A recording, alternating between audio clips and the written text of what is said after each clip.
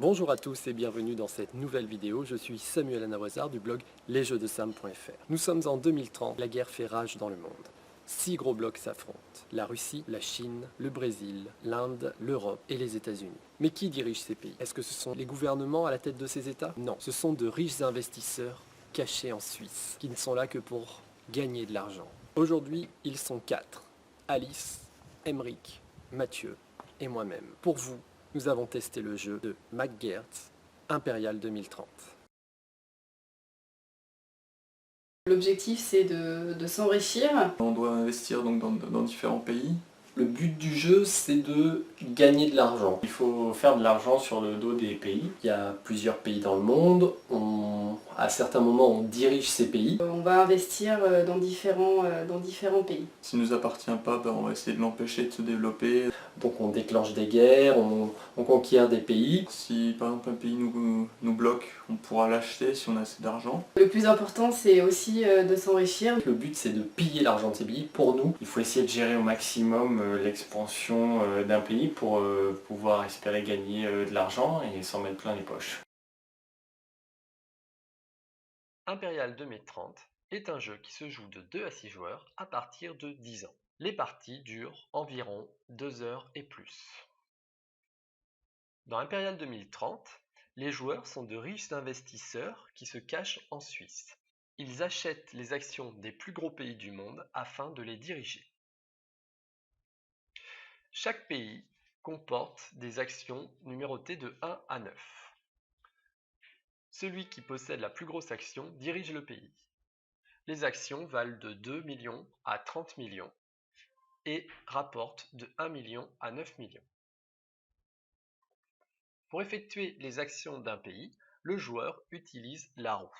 Pour cela, il déplace le pion de 1 à 3 cases sur la roue. La case Factory, usine, permet de créer une usine pour 5 millions.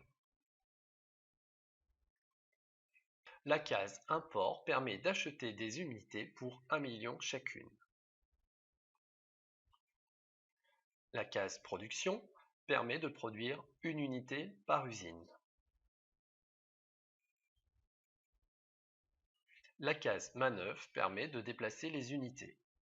Chaque unité se déplace. Les unités navales se déplacent sur les cases mer, les unités terrestres sur les cases terre.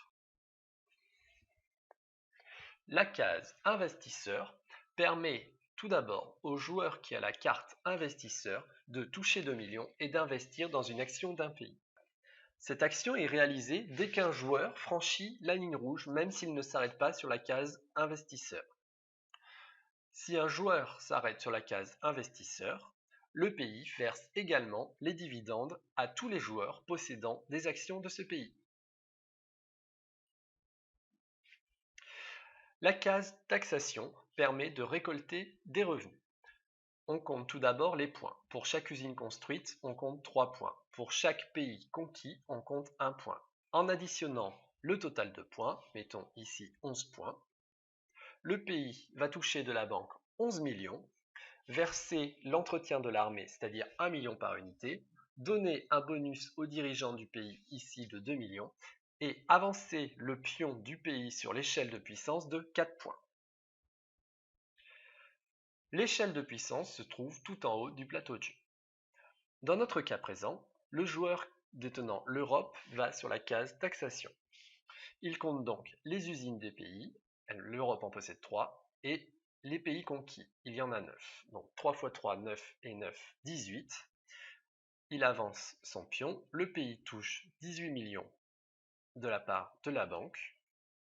Il verse le coût des armées, le dirigeant obtient 5 millions du pays et on avance sur l'échelle de puissance de 10 points. Le pion Europe arrive sur la case 25, le jeu s'arrête donc ici. Chaque joueur va maintenant compter les intérêts de toutes ses actions. Pour cela, les joueurs multiplient les intérêts par le coefficient de puissance. Pour l'Europe, le coefficient de puissance est de 5, donc 4 x 5, 20. Pour l'Inde, située sur la case 19 de l'échelle de puissance, le coefficient est de 3. On multiplie donc 2 millions d'intérêts par 3 le coefficient de puissance et on obtient 6. Les joueurs additionnent toutes leurs actions plus les liquidités qu'ils détiennent. Le joueur avec le plus grand nombre de points remporte la partie. Alors au départ, j'ai acheté la Chine et l'Inde. Moi, j'ai commencé par avoir la Russie. J'ai investi tout d'abord en Europe et aux États-Unis. Les États-Unis d'Amérique, je me suis fait très rapidement prendre. Ensuite, j'ai racheté les États-Unis. J'ai racheté, j'ai fait plusieurs allers-retours. J'ai racheté à un moment donné le Brésil, mais je me le suis fait racheter après. L'Europe, j'ai réussi à la développer. Ça a été la première puissance économique pendant quasiment toute la partie. Ensuite, j'ai acheté l'Europe, donc en fin de partie. J'ai acheté les États-Unis, on me l'a racheté et je l'ai racheté une nouvelle fois, mais cette fois-ci au plus haut niveau, donc plus personne ne pouvait me le racheter. J'ai essayé de développer au maximum, mais au final, je me les suis fait racheter, que la Chine. J'ai eu la Chine et je l'ai fait devenir la première puissance mondiale et c'est elle qui a remporté entre guillemets le jeu.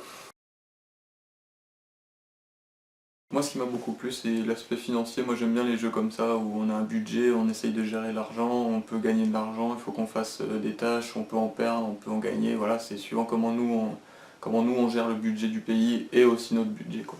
Il est simple à comprendre et à jouer, je trouve. Donc moi, j'y avais jamais joué et tout de suite, on comprend tout, toutes les règles et comment ça fonctionne, etc.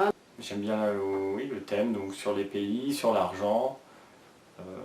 Avec un petit peu de conquête, non, c'est un thème qui me plaît bien.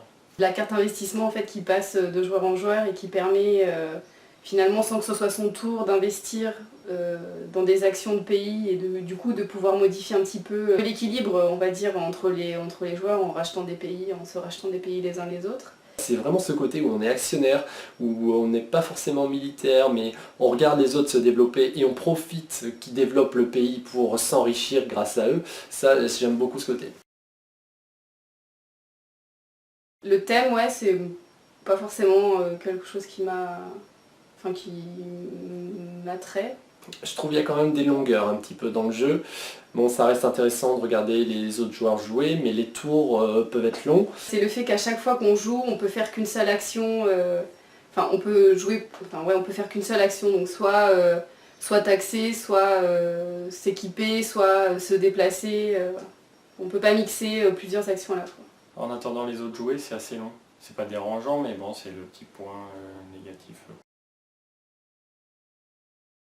Il faut bien être sûr de ses investissements quand on les fait, quoi. Faut vraiment réfléchir aux investissements dès le début.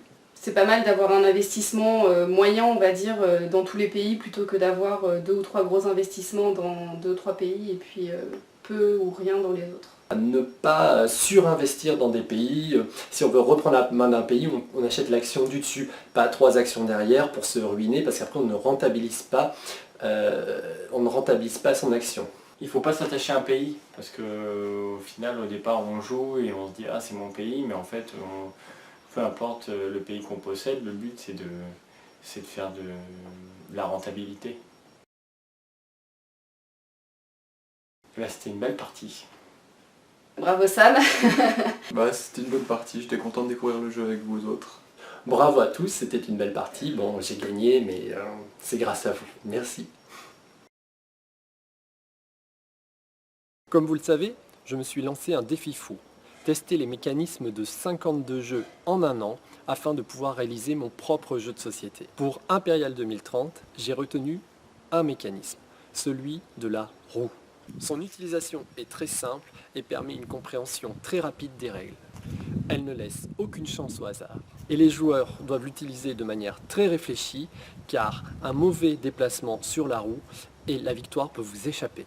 Cette vidéo touche maintenant à sa fin. Je vous remercie de l'avoir suivie. Si elle vous a plu, n'hésitez pas à cliquer sur j'aime et à la partager. Quant à moi, je vous donne rendez-vous dans un prochain article. A très bientôt. Au revoir.